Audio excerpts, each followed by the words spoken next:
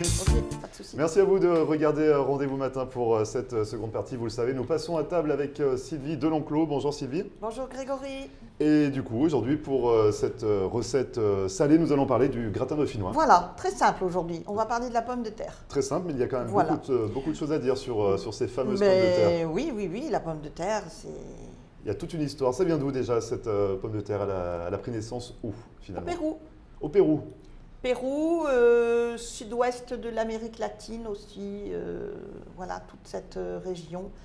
Bah oui, il y a 10 000 ans qu'elle a été découverte en fait. Ouais, donc ça date pas d'hier, donc au Pérou. Non, au Après, Pérou. elle a traversé un petit peu les océans Oui, afin d'arriver chez disons nous. qu'elle est restée longtemps au Pérou, il y a très longtemps. Donc il y a 8 000 ans, ils ont commencé, eux, à la cultiver. Ouais. Et puis, en fait, la population Inca se nourrissait de pommes de terre et de maïs. C'était tout. Essentiellement, ouais. Oui. Alors après, oui, au XVIIIe siècle, les conquistadors sont repartis avec des tubercules dans les galions. Dans les soutes. Voilà, dans les soutes. Et puis, ces tubercules ont été déposés dans les ports d'Espagne. Ouais. Et puis, l'Espagne... A dispatché après partout, à droite à toute gauche. l'Europe, Donc, exactement. 18e siècle. Donc c'est Au pas XVIIIe si, siècle, c'est pas oui. Et puis, au XVIIIe siècle aussi, notre fameux monsieur, Parmentier. très bien, Antoine Parmentier a donc promu vraiment, lui, la pomme de terre. Avec son fameux Europe. hachis. Alors, le hachis et puis tout le reste. Alors, Antoine Parmentier, il est de où en France? De la Arrêtez de me poser des questions. Picardie. Oh, mais il est de chez vous. C'est pour ça, j'aurais dû le savoir. Ouais, il est picard. Exactement, voilà. Donc, lui, voilà, il a fait toute la promotion en Picardie, puis après, sur toute la France. Et donc cette culture de la pomme de terre, on peut en parler un petit peu parce que finalement, elle a quand même beaucoup de qualité, la pomme de terre. Oui. On voit ça un petit peu comme un produit peu cher, mais finalement, Peu c'est cher, mais qui se cultive très facilement. donc elle a plein d'avantages. Ce sont que des tubercules. Un tubercule, après, il donne un gros pied avec plein de pommes de terre. Oui. Et au niveau de la santé également, ça Au apporte niveau de la beaucoup santé, choses. la pomme de terre, bon, il y a beaucoup d'amidon déjà. Et l'amidon, c'est très bon pour l'énergie. La pomme de terre contient des minéraux, des fibres, sont des antioxydants aussi, donc très bien pour les maladies cardiovasculaires. Exactement. Donc beaucoup d'avantages pour cette pomme de terre. Il en existe également de nombreuses sortes. Combien 200. En France, 200, oui. Oui, J'ai 200 bien retenu ma leçon, vous voyez. fait, oui. Après, dans le monde, je ne sais pas trop. Voilà. Je pense qu'il y a Alors, d'autres... combien existe-t-il de pommes de terre dans le monde, Sylvie? Eh ben, je ne sais pas. Bon, voilà. Mais je sais qu'elles sont réviser pour la semaine répertoriées en France. En tout cas, on en a 200 200 en France, de Ouais. différentes couleurs. Alors oui, bon, les plus connus sont la binge, surtout en Belgique pour les frites. Il y a la belle de Fontenay, il y a la Charlotte, il y a les petites pommes de terre grenaille, les petites pommes de terre de Noirmoutier. Il y en a. Et puis alors, une chose très importante, c'est qu'en fait la pomme de terre, donc quand on l'achète, elle est plus ou moins blanche ou jaune. Voire rouge, voire violette pour la vitelotte. Et plus elle est colorée, en fait, plus elle est intéressante au niveau des produits nutritionnistes. D'accord, donc plus elle est colorée, meilleure elle meilleur est c'est pour la santé. Exactement. Au niveau, donc, on va peut-être passer à la recette. Oui. Maintenant qu'on a bien parlé de la pomme de terre, ça nous a bien donné envie. Donc ce gratin dauphinois, pour combien de personnes? Qu'est-ce qu'il nous faut comme ingrédient? Pour 8. Pour 8 voilà, Vous avez utilisé… Alors, pour 8, eh bien, j'ai pris 8 pommes de terre, 8 grosses pommes de terre. Donc une pomme de terre par personne, Voilà. généralement, c'est ce qu'il faut compter? Et alors, très important, quand on utilise des pommes de terre, ne pas les laver. Parce qu'on enlève l'amidon. Exactement. Et l'amidon, surtout pour les gratins, ça fait liant un petit peu. Mais même, il ne faut pas… Dans toutes les recettes Oui, mais absolument. Parce qu'à chaque fois, j'ai tendance à passer les pommes de terre sous l'eau pour enlever justement cet amidon. Alors, bon, pour les frites, oui, c'est mieux, parce que sinon… mais pour tout ce qui est gratin, tout ce qui est purée, tout ça, il ne faut pas. On ne les rince pas. On les essuie bien entendu. Est-ce qu'on enlève la peau quand même? On les épluche? Alors oui, pour les gratins, on les épluche. Mais par exemple, les petites pommes de terre grenaille ou la petite pomme de terre de Noirmoutier, tout ce qui est tout petit en fait, c'est bien de les mettre directement dans l'huile d'olive ou alors dans l'eau si on veut faire une salade de pommes de terre. Le mieux, c'est de ne pas les éplucher parce que la peau contient aussi beaucoup d'éléments de nutrition. Très bien, donc on coupe à la mandoline toutes ces pommes de terre? Oui, à la mandoline. Hop, voilà, j'ai un petit... Il y a des restes, de mandoline là. C'est terrible. À chaque fois, oui. Ouais, oui, la mandoline, c'est vraiment très, très, très coupant. Ouais. Alors donc, oui, on les coupe à la mandoline et puis on les met dans un plat à gratin. Dans ce plat, c'est bien de mettre de l'ail. On frotte toutes les parois et le fond. Avec de l'ail? Avec de l'ail, voilà. Et puis même le reste, on peut l'émietter dans le fond du plat. Beurre, huile d'olive, toujours.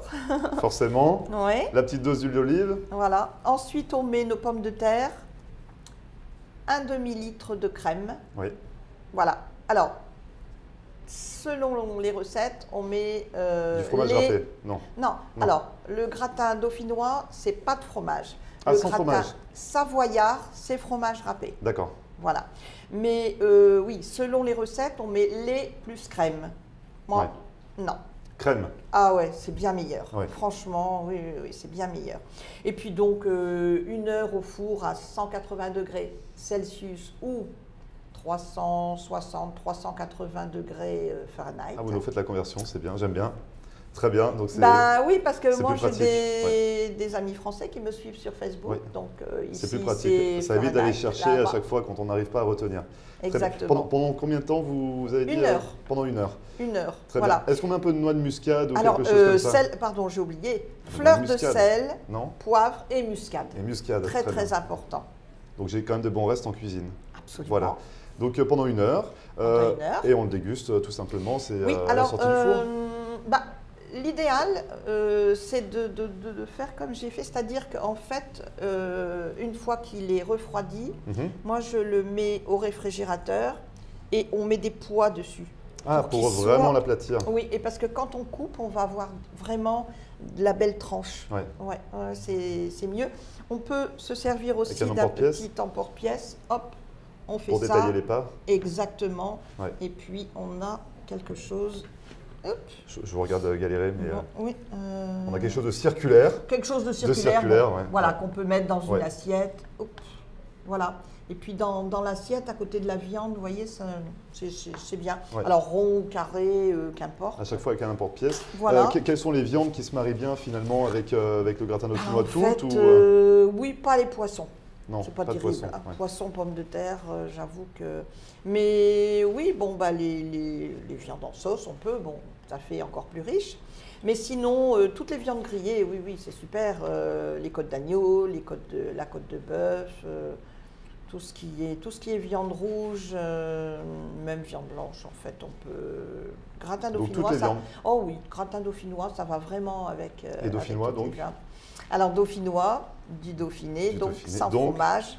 Alors que de l'Isère.